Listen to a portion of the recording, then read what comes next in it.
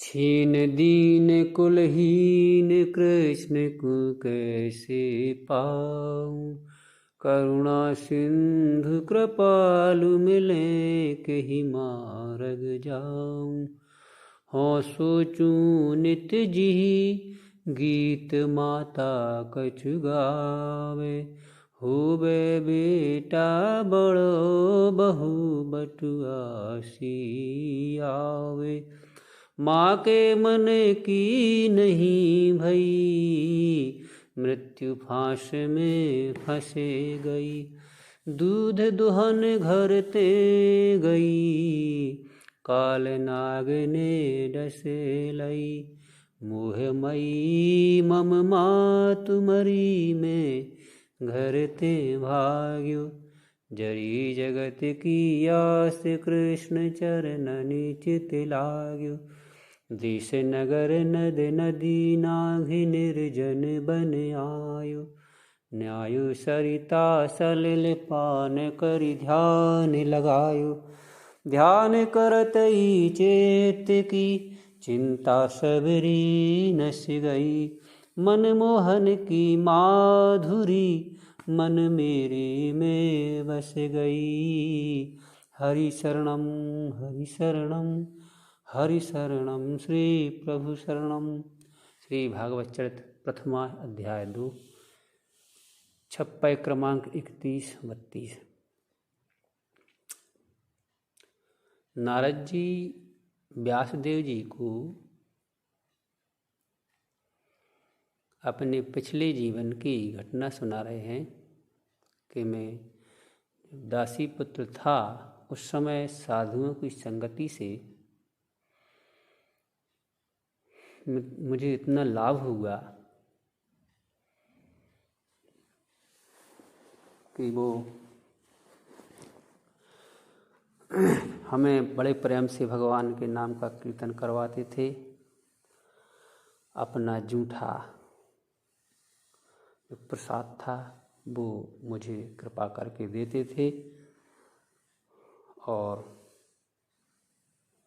कथाएं सुनाया करते थे। तो उनकी उच्चिष्ट प्रसाद का इतना प्रभाव पड़ा, उनके निर्देशन में कीर्तन करने का इतना प्रभाव पड़ा कि मेरा मन यही सोचने लगा कि मैं कुलहीन दीन, मुझको भगवान कैसे मिलेंगे। ऐसे बार बार इनके मन में यही चलता था। करुणा सिंधु कृपालु मिले कहीं मार्ग जाऊं। भगवान कैसे मिलेंगे, वो दया सागर भगवान जो है कैसे मिलेंगे, मैं कैसा उपाय करूं। मैं तो यही सोचा करता था, लेकिन मेरी माता कुछ और ही सोचा करती थी। हो वह बेटा बड़ो बहु बटुआसी आवे। उसके मन में यही चलता रहता था, हमारा बेटा कब बड़ा होगा और इसकी कब बहू आएगी, बड़ी सुंदर सी बहू कब इसको मिलेगी। उसको यही लगता रहता था। उसके मन में यह विचार था और मेरे मन में यह विचार था कि भगवान कैसे मिलेंगे।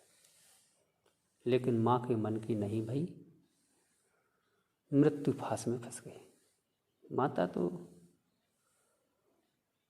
उसको भी साधु संग मिलता था, लेकिन वो मन में कुछ दूसरे ही विचार किए रहती थी। उसको लगता था मेरा बेटा बड़ा होगा और मेरा परिवार, मेरा ये सब संसार बढ़ेगा।